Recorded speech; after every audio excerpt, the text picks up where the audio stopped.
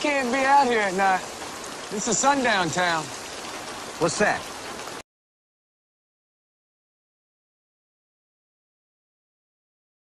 People who don't know, what is a sundown town? Sundown Town is an area that posts the law no blacks after sundown. And they did that for a reason. What is the reason? Yeah, I thought you were familiar with the hood. Blacks be carrying on more after sundown. They be robbing and looting. Matter of fact, look up Walmart being diversified by blacks. You'll find plenty of monkey shines. Oh my God. Do I look like I'm a part of the modern world?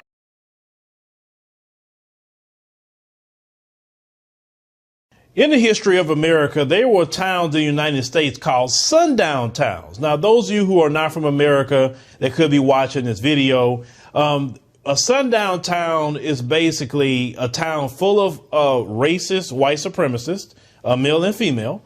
And if you're a black person in that town at nightfall, then they will attack and take your life. You understand what I'm saying? So even in 2023, you still have sundown towns in America, but yet America will go to a lot of your countries and try to tell you about democracy and human rights, but yet they have sundown towns in America.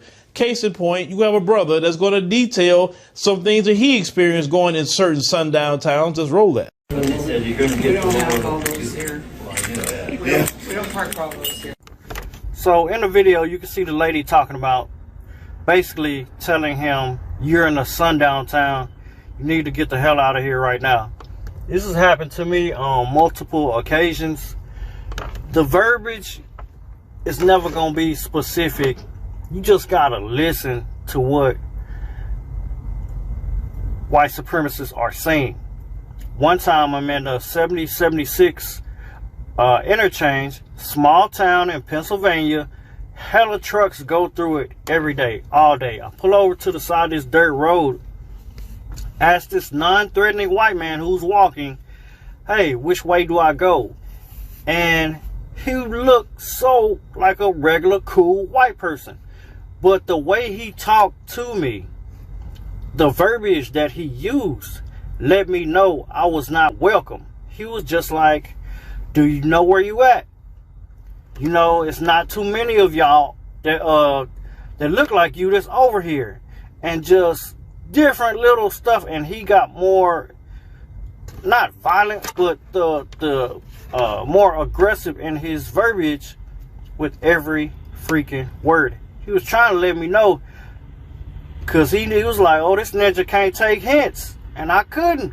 He was telling me, get your black out of here. So y'all need to learn how to pay attention when white people are talking.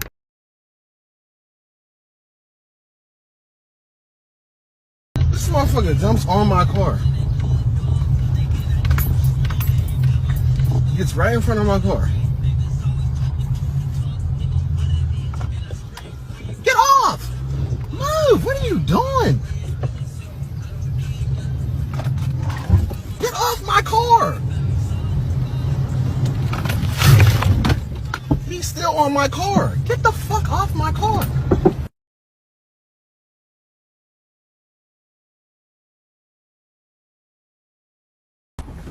Yo, let me tell y'all as quickly as I can about my night in a sundown town. Excuse me. Yes, I said that correctly. A sundown town. 2022, a sundown town. For those who don't know what a sundown town is, look it up on Google. But anyway, so I get a load going to a particular city in Texas, and I'm like, okay, well, let me head on over here and drop this off. They're gonna pay me this much. That's perfect. I like that. It's a quick 200 miles, make it quick. You know, whatever the amount was, great, cool. I get there and I look at the exit. I'm like, wait a minute. It took me to exit 861A. For those who don't know, it's a place called Vidor, Texas, V-I-D-O-R, V-I-D-O-R. I'm like, uh-oh, I've heard stories. Like pretty much everybody I know in Texas that's black tells me do not go to Vidor, Texas. I'm like, okay. Yet here I was in Vidor, Texas. My load didn't deliver until this morning. This is from the perspective of yesterday. Didn't deliver until tomorrow at 8. It was like 5:30. So I get to the place. I'm not giving names of companies or anything like that. But while I'm driving to the place, I see trailer parks. I see a bunch of Confederate flags. I saw a doll of a black man. It was just a doll wrapped in a Confederate flag hanging from a tree by its neck. That's the type of stuff I saw in Vidor, Texas, which led me to believe that the reputation was fairly earned. I get there. The security guard says, oh, hey, we got a code red. The guy gets on the phone, is like, hey, I can't, I don't want to be responsible for this guy's safety. Let me go ahead and find somebody because we stopped taking loads at 4 o'clock. But I'll get somebody over here from the other side of the plant. Tell them to hang on. So I hang on. I'm doing what I got to do. Finally, somebody comes by about 15 minutes later. The guy said, let me hurry up and get you unloaded. He quickly gets me unloaded. And they said, dude, you might want to get up out of here as soon as possible. We're at sundown. You want to leave here now. Don't stop until you at least get to Beaumont. I was like, okay. He was like, no, seriously. I said, well, what about the police? Why aren't the police there? Police turned a blind eye. I was like, okay, well, I'm gonna do what you said. He said, yeah, man, I don't want to see you getting in any trouble. So I went ahead and I took off, headed to Beaumont. I went to the Petro in Beaumont, slept there, and I had my Armalite Rifle 15 with me. Slept with a couple of extra magazines, but I'm safe, y'all. But that was my night in the Sundown. As a born and raised Texan, Black people, please do not stop in Vidor, TX. It's one of the many sundown towns in Texas. Keep pushing and do not stop.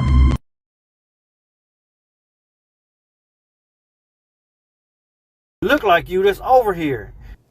In this society, in America, and the beautiful thing about the internet is that it's exposing everything in real time. And people all over the world can see this. And it's a beautiful thing. Sundown towns should not be in existence. But let me tell you really how black people get caught up in those sundown towns. So these brothers you talking about are truck drivers, or maybe a person get lost somewhere. People have went to gas stations and they try to warn you and let you know, say, hey, you know where you at? And say, it's not a good place for you to be. You probably want to leave. So they'll try to warn you to get out of town. But if you are caught, this is normally how they get you. The white supremacists are the police too. They the police chief, they all the police.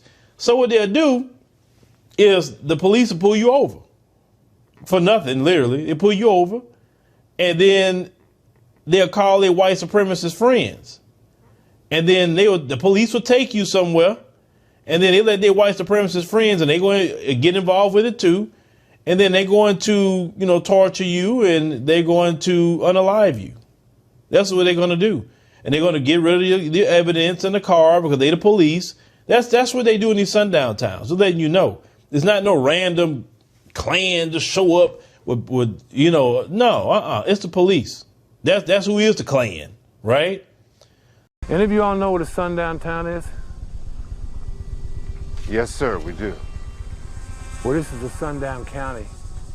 And if I had found you pissing in my woods like animals after dark, it would have been my sworn duty to hang every single one of you from them trees. It's not sundown yet.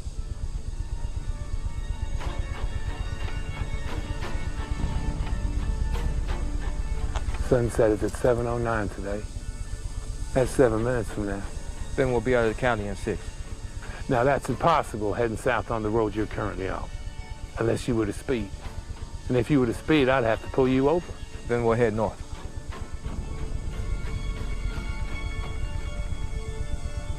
That might work.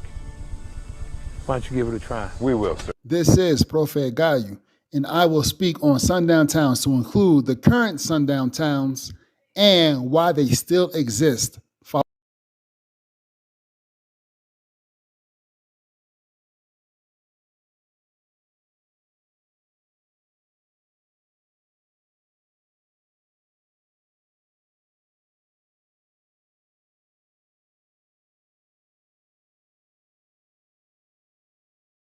We've been sharing inspiring stories of Black Coloradans and their contributions to our state. And this week, we're revealing a darker side of our Colorado history.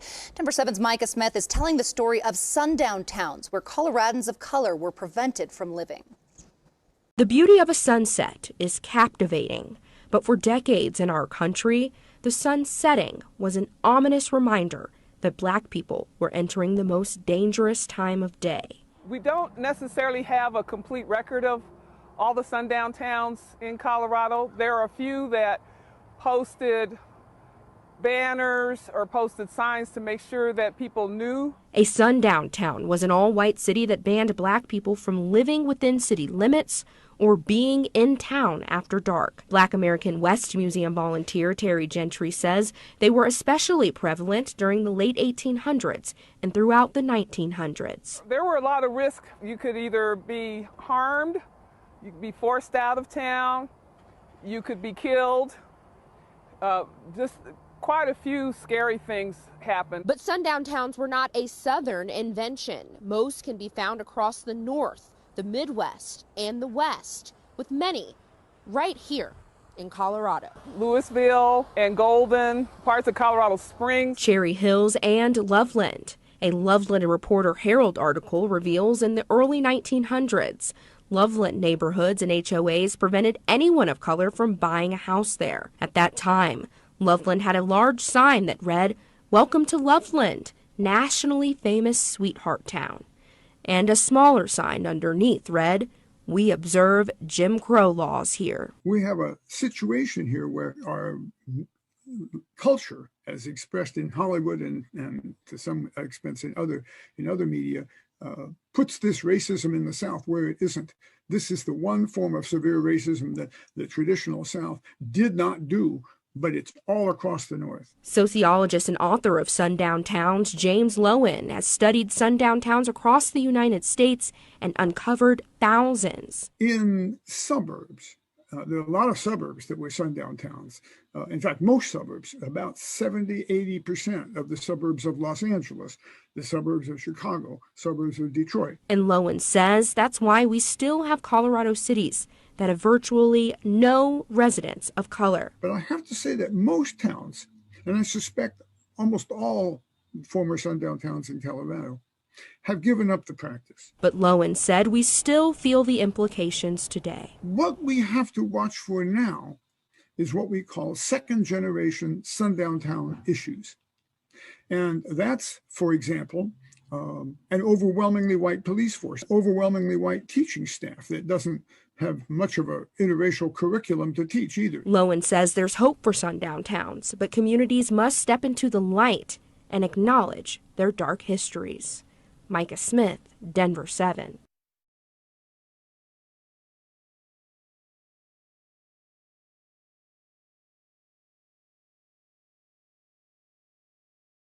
America can't tell no country about human rights, because I always tell any person in any country, if they try to come wagging their finger at you about human rights on any level, their Achilles heel is Black America.